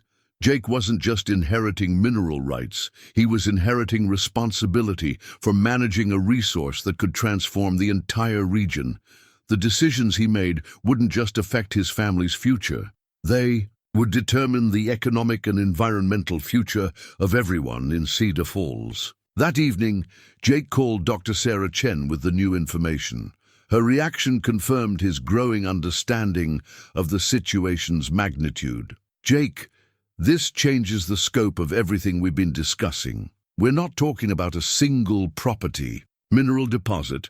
We're talking about a regionally significant formation that could supply rare earth minerals for decades." "What does that mean in practical terms?" "It means you're not just a landowner who made a lucky discovery. You're the steward of a resource that could affect national strategic mineral supplies. The federal government will have opinions about how this should be developed. Environmental groups will have opinions, and mining corporations will increase pressure significantly once they understand the true scope of what you control." Jake felt the weight of responsibility settling on his shoulders like a physical burden. "Sarah, I need to understand something. If I pursue community-controlled development, do we actually have the expertise to manage something this significant? With the right partnerships, absolutely. But Jake, you need to understand that once this information becomes public, you'll be dealing with pressures from entities much larger and more powerful than Titan mining. Are you prepared for that level of scrutiny and conflict?" That night, Jake sat on his porch with Scout and Maria's journal, trying to process the magnitude of what he'd inherited. His family hadn't just owned land, they had been guardians of a resource that powerful interests had been seeking for decades. Scout seemed to understand the gravity of the moment. The dog sat alert and watchful, his attention focused on the woods that held secrets 3 generations in the making. In the darkness beyond the porch light, Jake could almost feel the presence of Maria and her father, their planning and protection extending from beyond the grave to shape this crucial moment. The phone rang at exactly 10 p.m. Tom Brennan with news that confirmed Jake's fears about escalating pressure. "Jake, I just got a call from my supervisor. Word is spreading through corporate networks that you're sitting on something much bigger than anyone initially realized. Titan Mining isn't the only company that's going to come knocking." "How much bigger, Tom?" "Big enough that my company's parent corporation is asking questions about mineral rights and community development opportunities in Cedar Falls. Big enough that federal agencies are starting to take notice." Jake closed his eyes, understanding that his quiet life was about to become exponentially more complicated. "Tom, I need your honest opinion. Am I crazy to think we can manage community-controlled development of something this significant?" Tom was quiet for a long moment. 6 months ago, I would have said yes, but watching you organize community support, seeing the planning Maria and her father put into protecting this resource, I think maybe they knew you were the right person to handle something this important." After Tom hung up, Jake remained on the porch with Scout, staring at the rock collection that had started everything. Each stone now represented not just geological formations, but decades of family planning and community responsibility. Tomorrow, he would reject Titan Mining's offer as planned. But now he understood that his decision would trigger consequences extending far beyond Cedar Falls, involving interests and pressures he was only beginning to comprehend. The question was no longer whether he could honor Maria's vision for community development. The question was whether he could navigate the complex forces that would try to prevent him from succeeding. Jake's call to Titan Mining Tuesday morning lasted exactly 47 seconds. "Mr. Steele, this is Jake Harmon. I'm calling to formally reject your offer for mineral rights to my property." Robert Steele's response carried none of his previous smoothness. "Mr. Harmon, I strongly advise you to reconsider. Rejecting our offer could lead to complications you're not prepared to handle." "Are you threatening me, Mr. Steele?" "I'm advising you that independent mineral development involves risks and challenges that individual landowners typically can't manage successfully." Jake thought about his father-in-law's letter, Maria's journal, and 3 generations of careful planning. "I'll take my chances." "This conversation isn't over, Mr. Harmon." The line went dead, leaving Jake with the unsettling certainty that Titan Mining's tactics were about to escalate significantly. By noon, those tactics had become clear. Patricia Reeves called with news that Titan Mining had filed a lawsuit challenging Jake's mineral rights, claiming irregularities in the property transfers dating back to his grandfather's original purchase. "It's a nuisance suit designed to freeze your assets and force you into expensive litigation," Patricia explained. "Even though they have no legitimate claim, they can tie up your property rights for years while they pressure you to settle." "How do we fight it? With more resources than you currently have." "Jake, this is exactly what I warned you about. They're using the legal system as a weapon, betting you can't afford to defend yourself properly." That afternoon brought worse news. Dr. Sarah Chen called to report that federal agencies were beginning to take interest in the mineral discovery, potentially classifying certain rare earth elements as strategically important to national security. "What does that mean for community development?" Jake asked. "It means you could face federal intervention if the government decides these minerals are too important for local control. There's legal precedent for federal acquisition of strategic mineral deposits through eminent domain." Jake felt the walls closing in around his family's plans. After decades of protection and preparation, external forces were mobilizing to prevent exactly the kind of community-controlled development Maria and her father had envisioned. That evening, Mayor Barbara Chen arrived with a petition signed by 67 Cedar Falls residents supporting Jake's community development proposal. "Jake, people are talking. Word is getting out about what you're trying to accomplish, and the community is rallying behind you." The petition represented more than signatures. It represented teachers willing to organize educational programs around sustainable mining, business owners planning services for the workers a local operation would employ, and families hoping their children might find reasons to stay in Cedar Falls instead of leaving for opportunities elsewhere. "There's something else," Mayor Chen continued. "I've been in contact with the Montana Community Development Corporation. They're willing to provide technical assistance and grant funding for projects like what you're proposing." Jake felt a spark of hope. What kind of assistance? Legal support, environmental consulting, business development resources, basically everything you'd need to structure community-controlled mineral extraction properly. But Jake, there's a catch.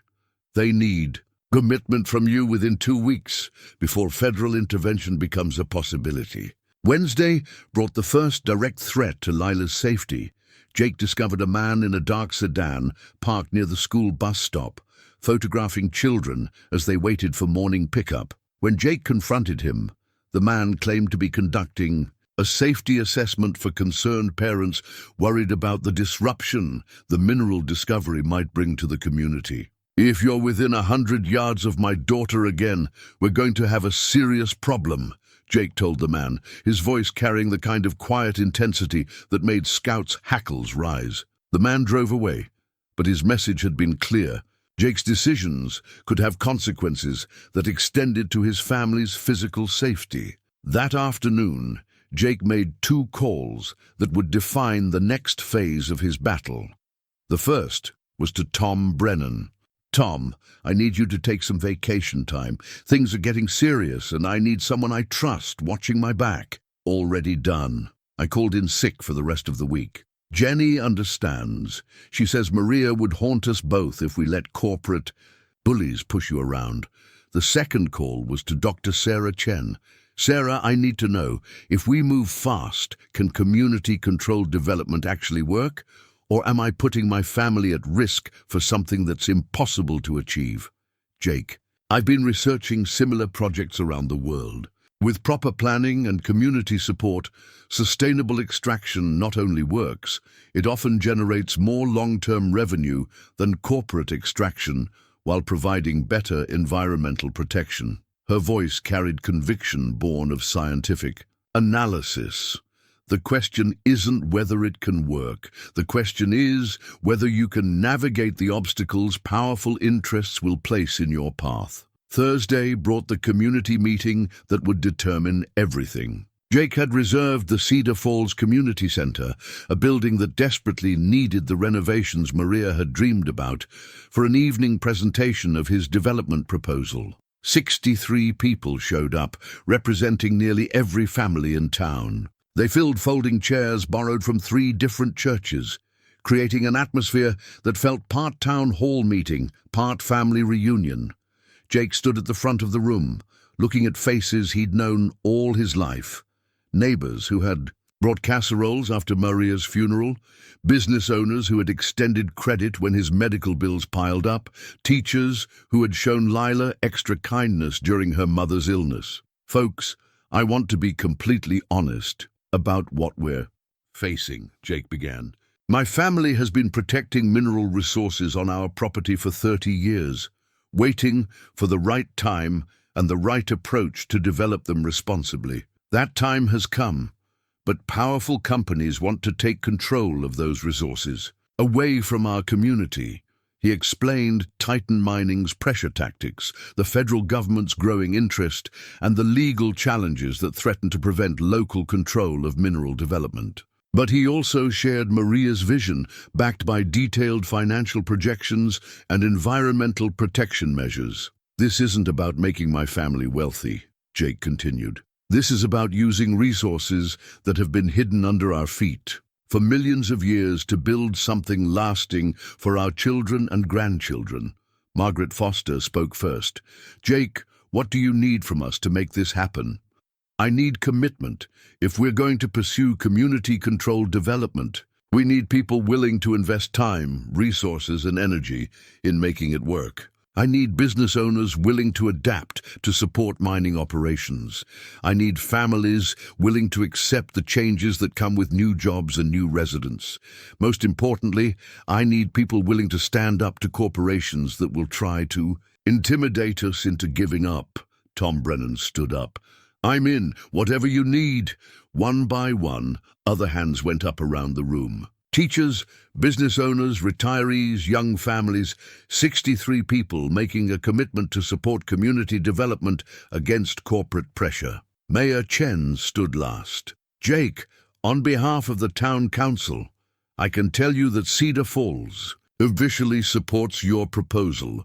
We'll provide municipal resources, navigate regulatory requirements, and stand with you against any pressure tactics." As the meeting concluded, Jake felt something he hadn't experienced since Maria's death: the strength that comes from community support, from people willing to work together toward shared goals that benefit everyone. But he also felt the weight of responsibility. 63 people were now depending on his ability to navigate pressures and obstacles that would only intensify as Titan Mining and other corporate interests realized they were facing organized community resistance. Friday morning brought the news Jake had been expecting and dreading. Patricia Reeves called with an update on Titan's legal challenges. They've escalated. Titan is now claiming environmental concerns about amateur mining operations, and they've convinced the state regulatory agency to require comprehensive environmental impact studies before any extraction can begin. How long do those studies take months, maybe years, depending on how thoroughly they're conducted and how many challenges get filed. Jake, they're using environmental protection as a weapon to prevent the exact kind of sustainable development you're proposing. That afternoon, Dr. Sarah Chen arrived with a folder of documents and an expression of grim determination. Jake, I've been working with colleagues at universities across the country, and we've developed a proposal that might cut through the regulatory delays. She spread blueprints and research papers across his kitchen table. A consortium of academic institutions wants to partner with your community on a research-based extraction project.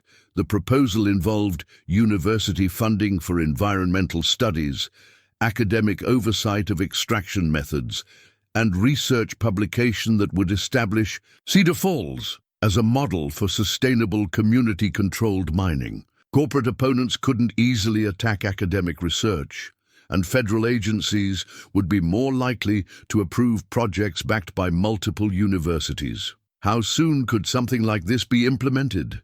Jake asked. With community approval, we could have preliminary studies completed within 60 days, full environmental certification within 6 months. But Jake, this requires your community to commit to academic standards of transparency and environmental protection that go beyond what's legally required. Jake thought about Maria's vision, his father-in-law's decades of protection, and 63 neighbors willing to support sustainable development. Sarah, what we're trying to build here is exactly what academic standards of environmental protection are meant to achieve. That evening, Jake sat on his porch with Scout, watching the sun set over the woods that held his family's future.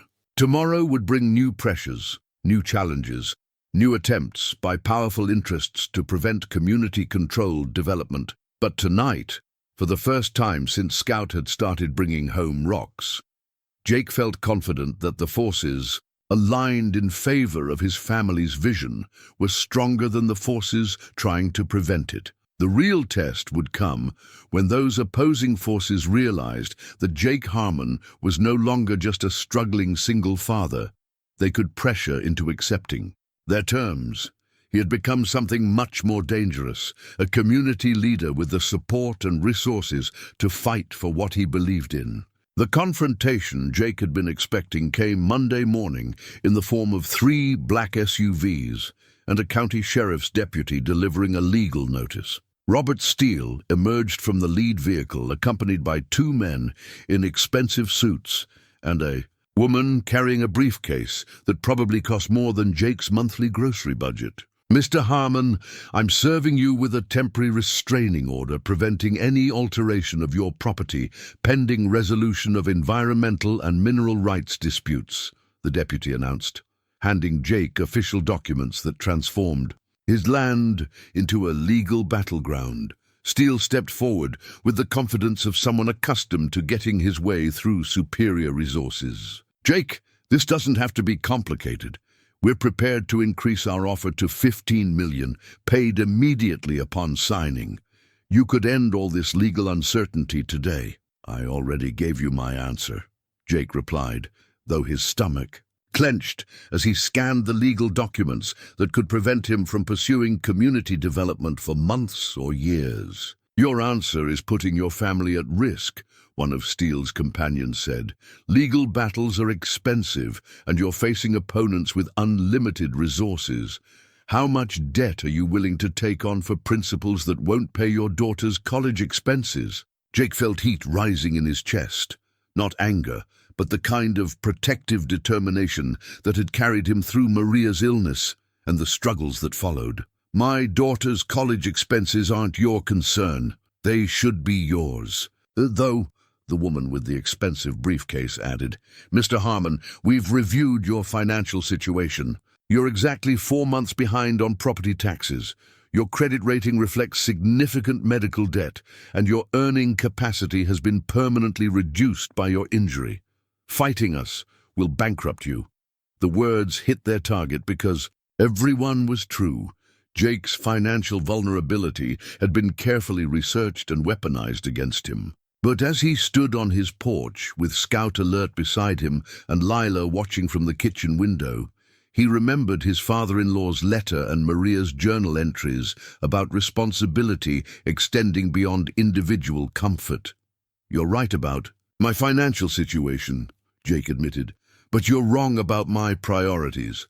Tom Brennan's pickup truck appeared on the road, followed by Margaret Foster's sedan and Mayor Chen's official vehicle. Word of the confrontation had apparently spread through Cedar Falls's informal communication network, and Jake's supporters were arriving to witness the corporate pressure tactics firsthand. "Mr. Harmon, you're making this more difficult than necessary," Steele said as more vehicles arrived.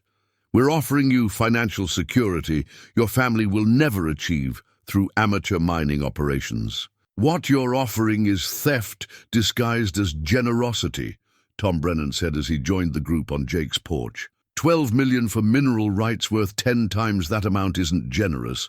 It's criminal." More community members arrived, transforming the confrontation from private pressure into public theater.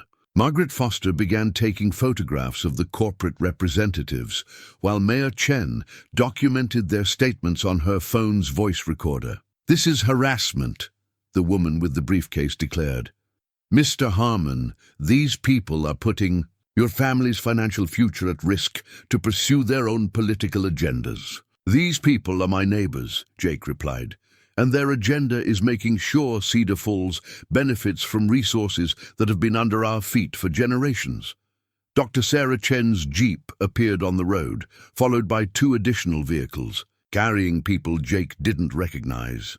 Sarah emerged from her vehicle with a folder of documents and the kind of purposeful expression that suggested significant developments. "Jake, I have news that changes everything," Sarah announced, ignoring the corporate representatives entirely. "The University Consortium has been approved for federal research grant funding. We have $3.2 million available immediately for environmental studies and sustainable extraction research." The corporate team's confidence visibly wavered.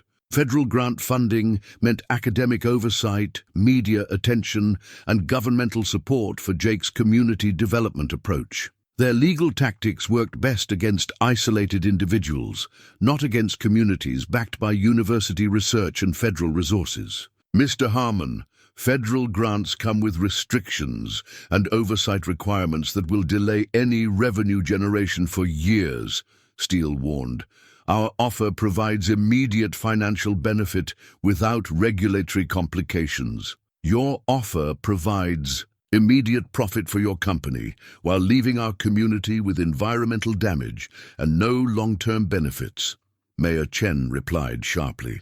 "We've seen what corporate extraction does to small towns." The 2 strangers who had arrived with Sarah stepped forward, introducing themselves as representatives from the Montana Community Development Corporation and the Environmental Protection Agency's Office of Community-Based Resource Management. Their presence indicated that Jake's situation had attracted attention from state and federal agencies supportive of sustainable development. "Mr. Harmon, we're here to discuss technical assistance for community-controlled mineral extraction," the state representative announced. "Your project has been identified as a potential model for sustainable rural economic development."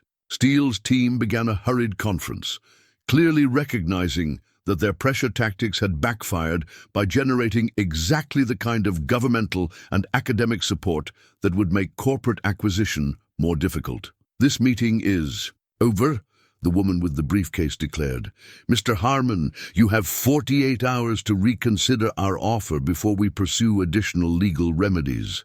"What kind of legal remedies?" Tom Brennan asked. "The kind that ensure responsible development of strategic mineral resources," Steele replied cryptically. After the corporate team departed, Jake found himself surrounded by neighbors, state officials, and academic researchers discussing technical details of sustainable extraction that seemed surreal after 2 years of struggling to pay basic bills. "Jake, I need you to understand what just happened," Sarah explained as the crowd began to disperse. By rejecting their pressure and demonstrating community support, you've attracted the attention of federal agencies that want to support alternative models of resource development. What does that mean practically? It means you're no longer fighting corporate pressure alone. You have governmental and academic resources backing community-controlled development. Sarah's expression grew serious. But it also means the stakes have increased significantly. If this project succeeds, it becomes a national model. If it fails, it sets back community-based resource management for years. That evening, Jake sat with Lila on their porch, trying to explain the day's events in terms an 8-year-old could understand. "Daddy, are the bad men going to take Scout's rocks away?" "They're going to try, sweetheart. But a lot of good people are helping us keep the rocks here so we can use them to make Cedar Falls a better place. Like Mommy wanted?" "Exactly like Mommy wanted." Lila considered this seriously. "Scout found the rocks for us, didn't he? That means they're supposed to stay here." Jake looked at his daughter's solemn face, seeing Maria's determination reflected in features that would someday carry their family's legacy forward. "You're absolutely right, honey. Scout found them for us, and we're going to make sure they're used the way your mother would have wanted." The phone rang inside. Patricia Reeves with an update on Titan Mining's legal maneuvering that confirmed Jake's growing understanding of the battle ahead. "Jake, they've filed an injunction claiming your community development plans violate federal environmental regulations. It's designed to prevent any progress while they organize additional pressure tactics. Can we fight it?" "With the university consortium backing and EPA support, yes. But Jake, tomorrow's town hall meeting isn't just about community approval anymore. It's about demonstrating to federal judges that your project has legitimate governmental and academic support."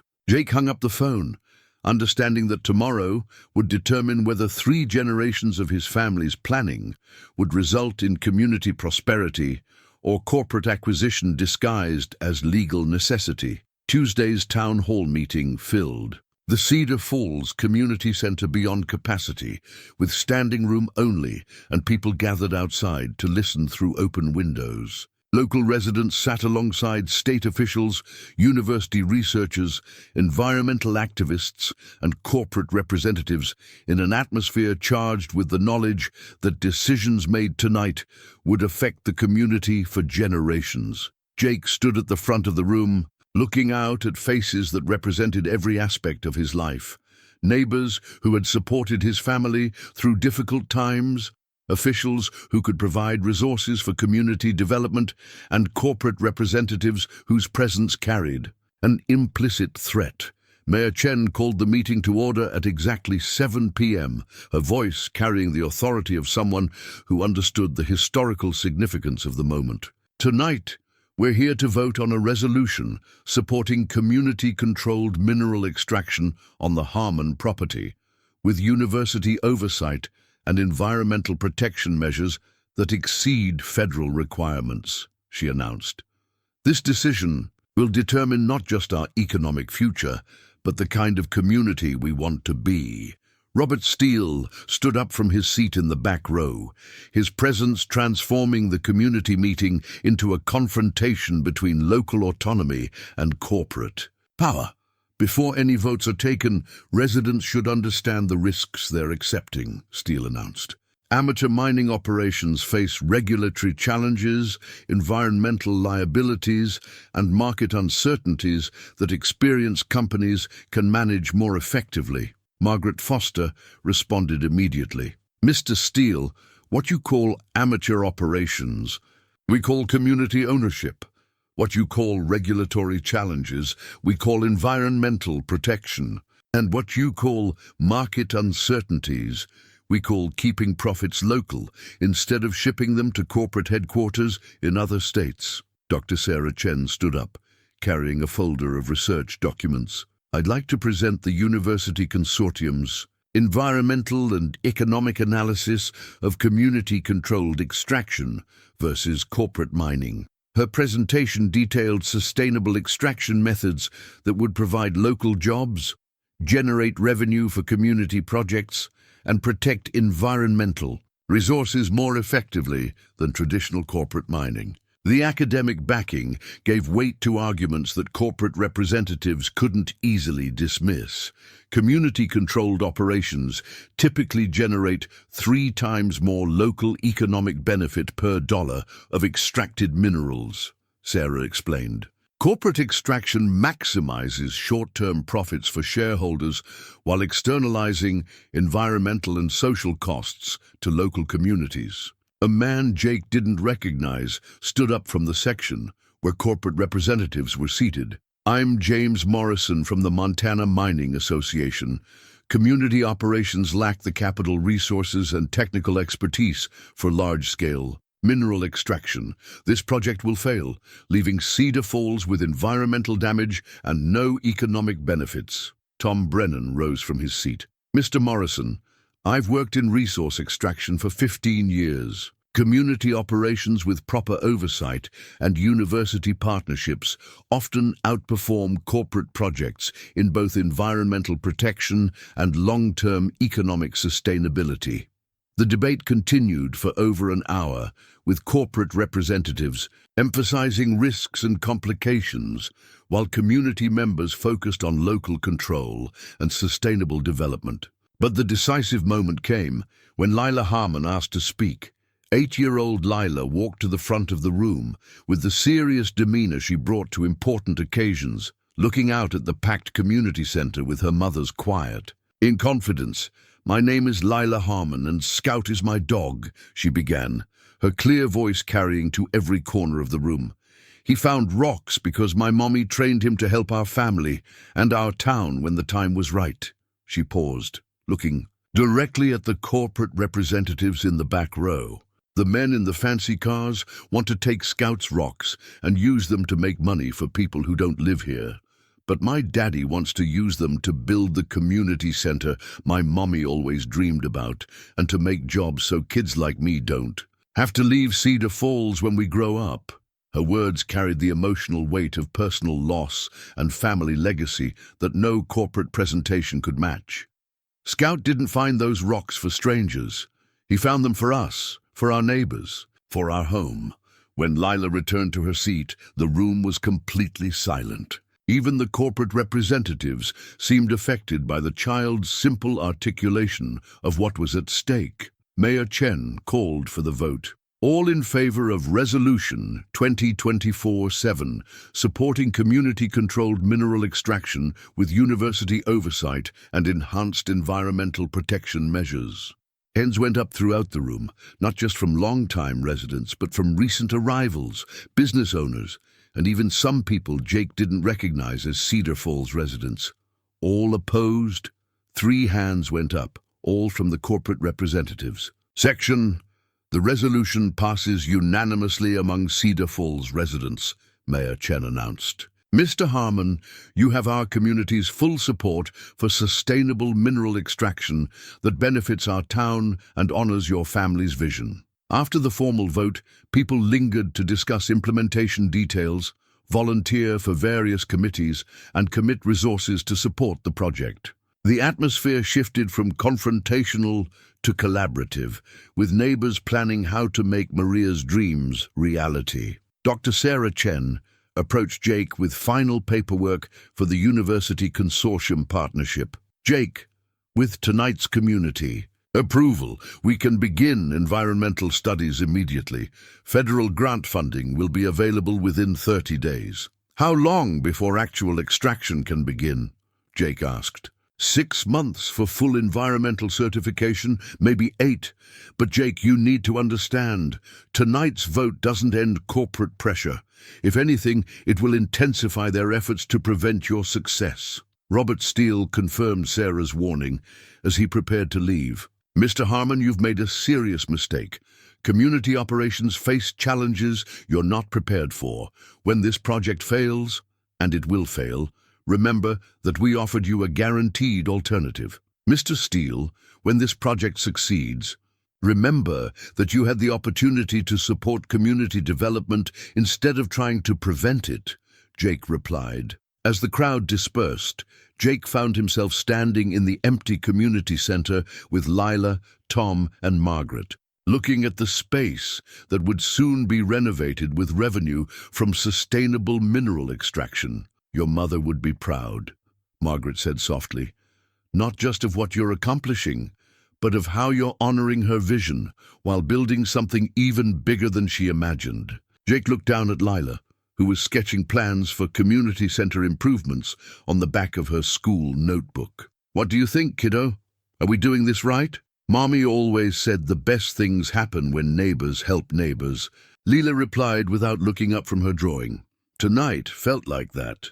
Outside, Scout was waiting patiently beside Jake's truck, having somehow understood that his humans were engaged in important work related to the rocks he'd been collecting for months. The dog's tail wagged as they approached, his dark eyes reflecting streetlights with an intelligence that no longer surprised Jake.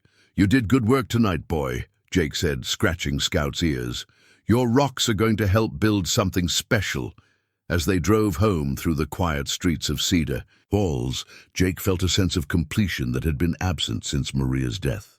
His family's three-generation plan was finally becoming reality, with community support, governmental backing, and the resources needed to honor both his late wife's dreams and his daughter's future. But he also understood that tonight's victory was only the beginning. Corporate interests wouldn't accept defeat easily, and the real test would come in the months ahead as they worked to transform community approval into sustainable mineral extraction that could serve as a model for rural economic development. 6 months later, Jake stood in the same spot on his porch where Scout had deposited that first muddy rock, watching construction crews install equipment for the Cedar Falls Community Mining Cooperative.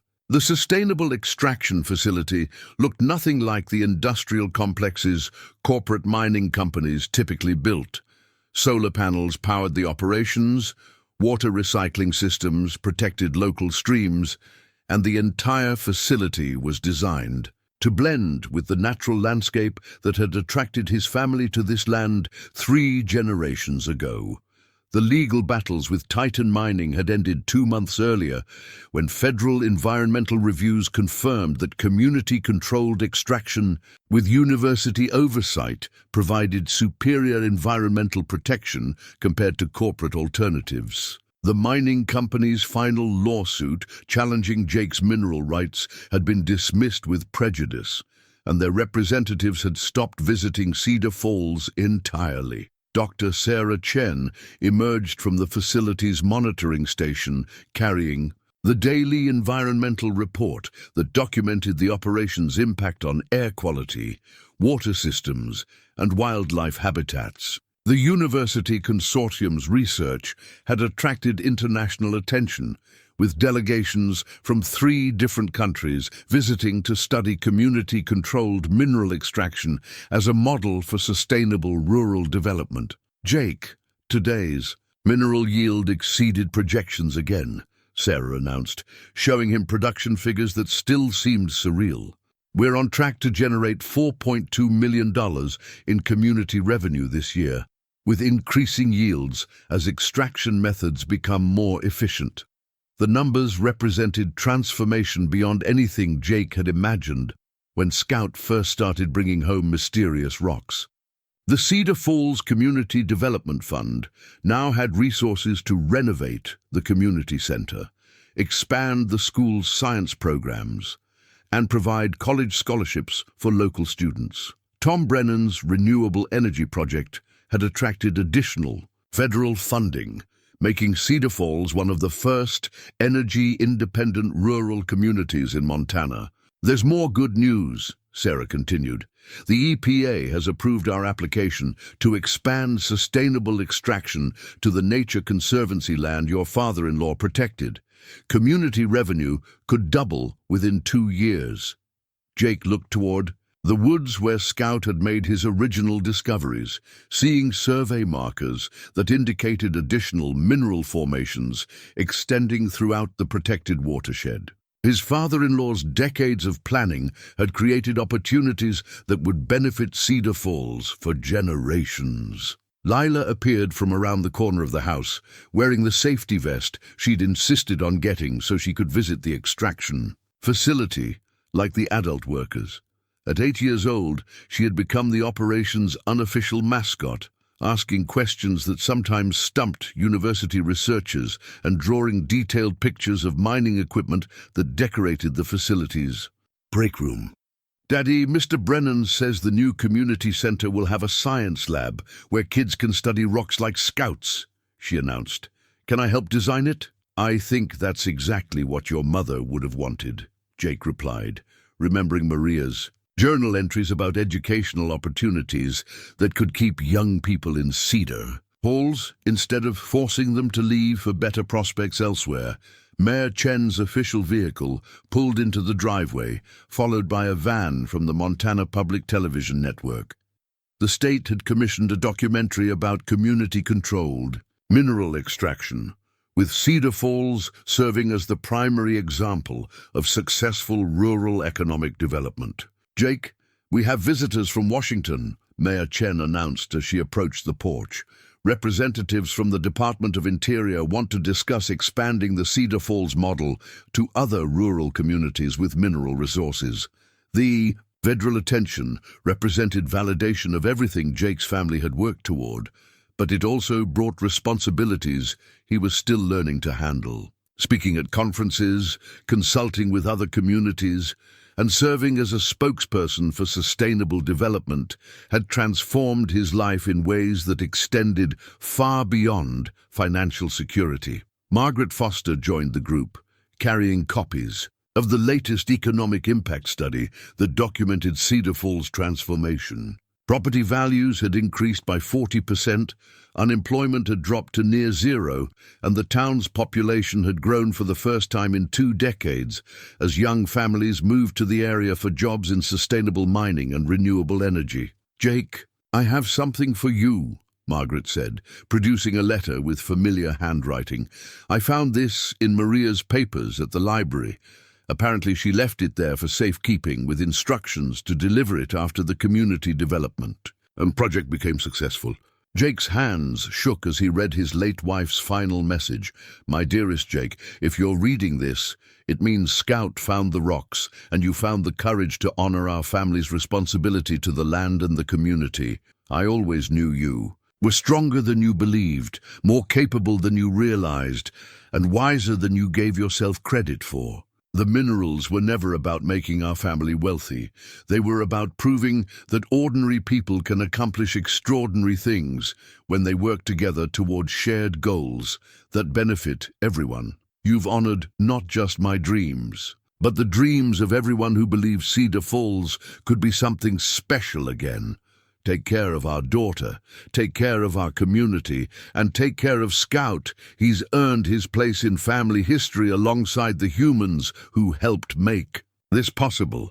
I love you both more than all the minerals in all the mountains." Jake wiped his eyes, understanding that Maria's final message was both conclusion and benediction, acknowledgement that their family's 3-generation plan had succeeded beyond their most ambitious hopes. That evening, Jake sat on his porch with Lila and Scout, watching the sun set over the Cedar Falls Community Mining Cooperative while the sounds of a thriving town drifted from the revitalized downtown area. The community center's construction lights were visible through the trees, and the cheerful noise of children playing at the expanded playground created a soundtrack of prosperity and hope.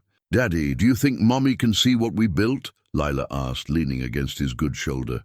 "I think she can see it, and I think she's proud of how you helped make it happen," Jake replied. "You and Scout both." Scout's tail thumped against the porch boards as if he understood the conversation's significance. The dog had retired from active rock collecting once the extraction facility began operations, but he still made daily patrols of the property with the satisfied air of someone whose work had been completed successfully. The phone rang inside. Probably another interview request or consulting opportunity, but Jake let it go to voicemail. Tonight was for family, for reflection, and for gratitude that sometimes life's most devastating challenges could transform into its most meaningful opportunities. In the distance, the lights of the extraction facility glowed like stars against The mountainside, powered by renewable energy and operated according to environmental standards that had attracted worldwide attention. The facility would provide jobs and revenue for decades, but more importantly, it represented proof that communities could control their own economic destiny when neighbors worked together toward shared goals. Jake thought about the journey that had brought them to this moment. Scout's mysterious rock-collecting behavior, the discovery of minerals worth millions, the pressure from corporate interests, and the community mobilization that had made sustainable development possible. Every challenge had been preparation for the next phase. Every setback had strengthened their resolve, and every small victory had built towards something larger than any of them had imagined possible. "Are you ready to go inside, kiddo?" Jake asked, as Lila began yawning against his shoulder. "Can we stay out here a little longer? I like listening to the town sounds." Jake smiled, understanding that his daughter was absorbing the audio evidence of community prosperity. Car doors closing as people returned from evening shifts, voices carrying from the renovated downtown area, and the general bustle of a place where people had reasons to be optimistic about the future.